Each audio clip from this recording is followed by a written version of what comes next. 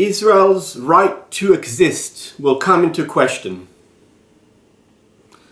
As Israel is bent on the complete and utter destruction of Gaza and has managed it overwhelmingly for nearly 2 years, another process, an opposite one, is gaining prominence: the questioning of Israel's right to exist.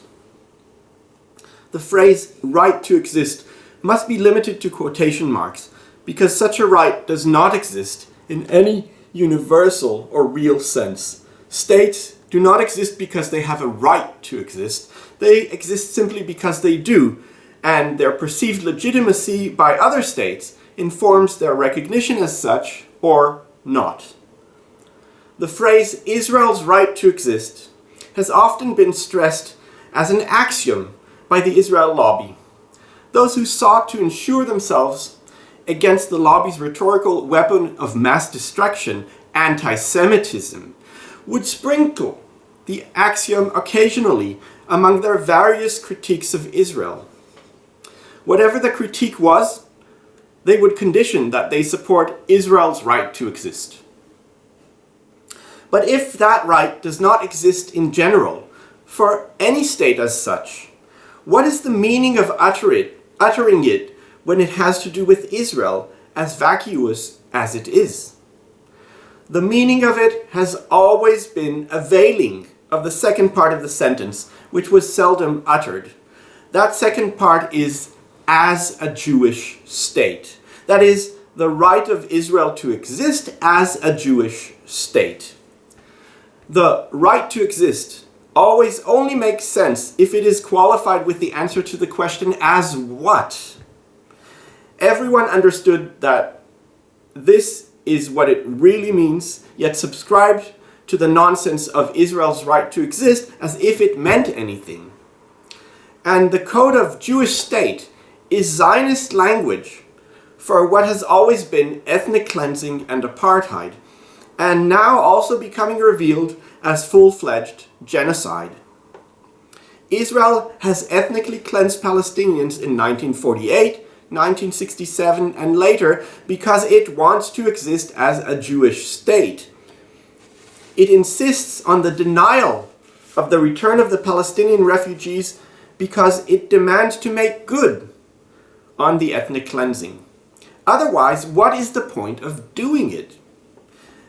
It is all directed toward the logic of maintaining the Jewish political dominance, or otherwise expressed, Jewish supremacy. This is why the apartheid exists. Those who endanger the demographic balance, which under Zionist perception always needs to be overwhelmingly Jewish, need to be kept under apartheid to limit their influence. Although they exist and are sometimes even citizens, their bodies need to be reduced to less than national under the Jewish state. The citizenship is the highest tier of their possible existence. Then there is expulsion, or life under occupation, or both, siege, and genocide. At the latter, it is a cancellation of the most basic of rights, the right to life.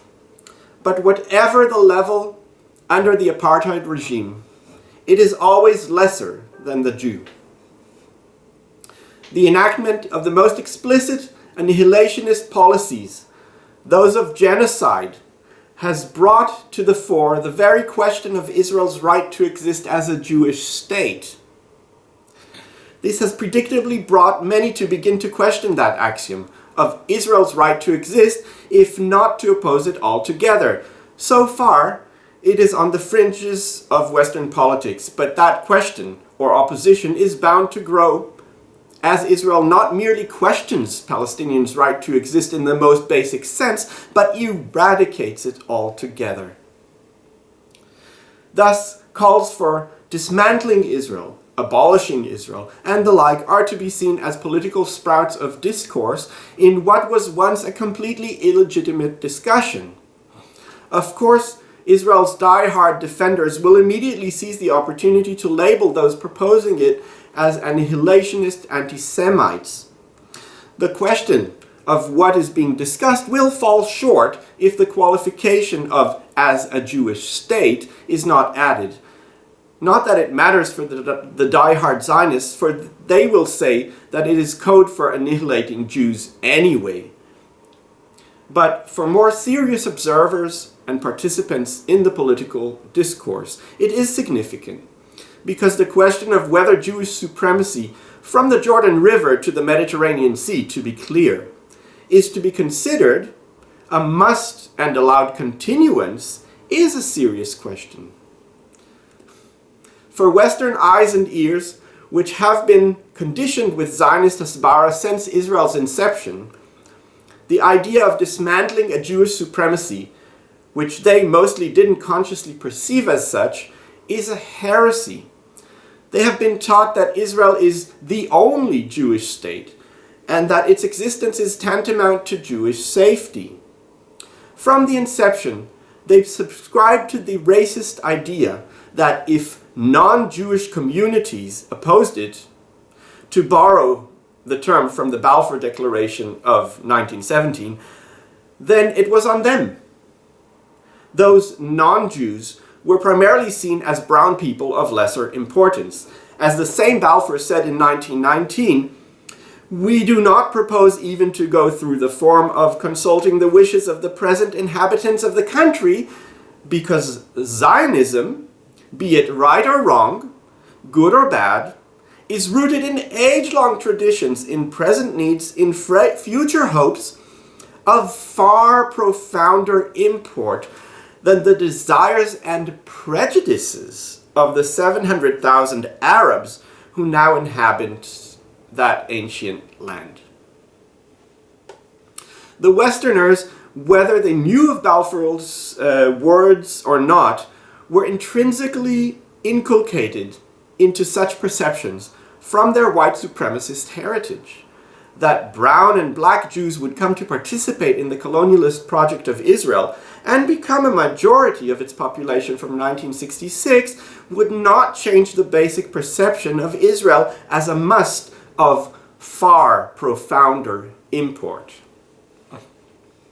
Human rights are a construct that we have collectively created in an attempt to create a body of law and legitimizations in order to secure ourselves collectively with a kind of legislative outpost of civilization against barbarism. Alas, the latter phrase, taken from Zionist founder Herzl, was understood selectively in nationalist, Eurocentric terms. The non-Jewish communities and the present local inhabitants were always understood to be the barbarians, and those who man the outpost always the civilized. This is why Palestine has become so explicit an exception. There were those who believed it would not be an exception, that international law in the wake of World War II would also protect Palestinians from the worst excesses. But it was not to be. They could be subject to genocide, and politicians around the West would be shifting legs in unease and uttering concern, perhaps even condemnation, for years without acting, or worse, being actively complicit. This process naturally brings into question all of the assumptions that were instrumental in creating, supporting, and upholding the Zionist project of Israel. If genocide is its natural consequence, must the future include it? There are those who would argue that genocide did not have to be. I'm putting aside those who deny the genocide. But still, it is. If those same people accepted ethnic cleansing from 1948, I am again putting aside those who still deny it. Why should they be surprised that it has culminated into genocide? Also, genocide scholar Omer Bartov, who at first doubted genocide in this case but later accepted it, pointed out how ethnic cleansing can lead to genocide when the people do not want to leave. And of course the Palestinians did not want to leave. In many cases now, they are also unable to. So if this is the natural outcome of Israel, then it is logical to say that supporting Israel is supporting genocide. And when that logical connection is made, there will be people asking themselves whether the existence of a state overrides the prevention of the cardinal crime against humanity. Of course, there are alternatives to dismantling countries altogether. Prosecution of crimes is an important process towards the re-establishment of order. However, in the Israeli case, there seems to be a much wider encompassing problem. The nature of the Zionist regime of Jewish supremacy is simply primed for genocide, even if it ceases from a particular campaign as the one in Gaza. In South Africa, the abolishing of apartheid was not synonymous with the destruction of the state. It was the regime that was abolished, the state remained. The defeat of the German Nazi regime was, for the Nazis, tantamount to the end of Germany as they understood it or wanted to see it. Nonetheless, for all the rest, it was just a closing of another dark chapter that should never repeat itself. Germany remained, while Nazism was mostly reduced to history perceived as a symbol of evil. Understanding Israel as a regime of Jewish supremacy may bring another perception of the state's existence as a whole. It is not a question of Jewish safety, but of Jewish supremacy. Understanding its racial and racist fundamental construct may lead to the understanding that it must be substituted with a whole other construct for the peace and safety of all in the region and beyond.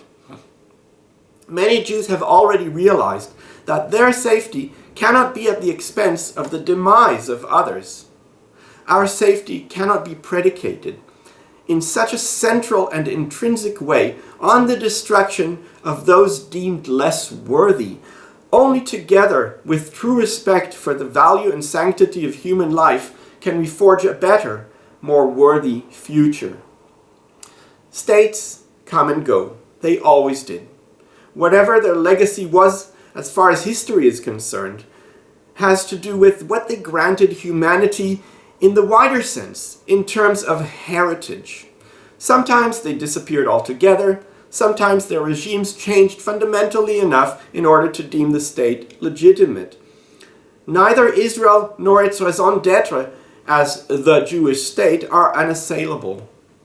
Another future beyond the genocidal present must be forged. Whatever it may be called, it must embody the tenets of freedom, justice, and equality. There's nothing particularly Jewish about that. Just being human and humane should actually suffice as a founding principle. Thank you.